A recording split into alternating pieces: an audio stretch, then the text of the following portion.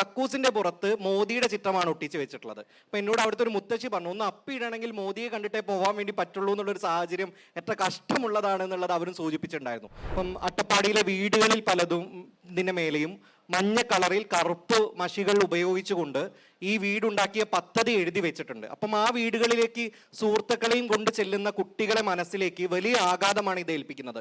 കേന്ദ്ര സർക്കാരും മോശമല്ല ഒട്ടും. ടോയ്ലറ്റ് കക്കൂസിന്റെ പുറത്ത് മോദിയുടെ ചിത്രമാണ് ഒട്ടിച്ച് വെച്ചിട്ടുള്ളത്. അപ്പൊ എന്നോട് അവിടുത്തെ ഒരു മുത്തശ്ശി പറഞ്ഞു, ഒന്ന് അപ്പിയിടണമെങ്കിൽ മോദിയെ കണ്ടിട്ടേ പോകാൻ വേണ്ടി പറ്റുള്ളൂ എന്നുള്ളൊരു സാഹചര്യം എത്ര കഷ്ടമുള്ളതാണ് എന്നുള്ളത് അവരും സൂചിപ്പിച്ചിട്ടുണ്ടായിരുന്നു.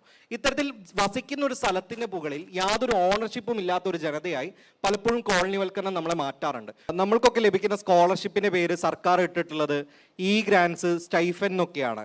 പക്ഷെ മുന്നോക്ക സമുദായ കോർപ്പറേഷന്റെ ഫെലോഷിപ്പിന്റെ പേര് അല്ലെങ്കിൽ സ്റ്റൈഫൻഡിന്റെ പേര് സ്റ്റൈഫൻഡ് എന്നല്ല, വിദ്യാസമുന്നതി എന്നാണ് അതിൻ്റെ പേര്. അപ്പം ഞങ്ങളൊക്കെ സ്റ്റൈഫൻഡ് വാങ്ങുന്നവരും ചിലരൊക്കെ ക്ലാസ് റൂമിൽ ഒരിക്കലും എണീറ്റ് നിൽക്കേണ്ടാത്ത വിദ്യാസമുന്നതി വാങ്ങുന്ന ആളുകളുമാണ്. നിങ്ങൾക്ക് എത്ര പേർക്ക് നിങ്ങളുടെ ക്ലാസ്സുകളിൽ വിദ്യാസമുന്നതി വാങ്ങുന്ന ആളുകളെ അറിയാമെന്നുള്ള ചോദ്യം ചോദിച്ചാൽ തന്നെ ഇതിൻ്റെ ഒരു തട്ടിപ്പ് വെളിപ്പെടുത്തും. അടുത്ത ജന്മത്തിൽ ബ്രാഹ്മണനാവണമെന്നാണ് ഉന്നതകുല തേങ്ങാക്കുലയായിട്ടുള്ള സുരേഷ് ഗോപി പറഞ്ഞിട്ടുള്ളത്.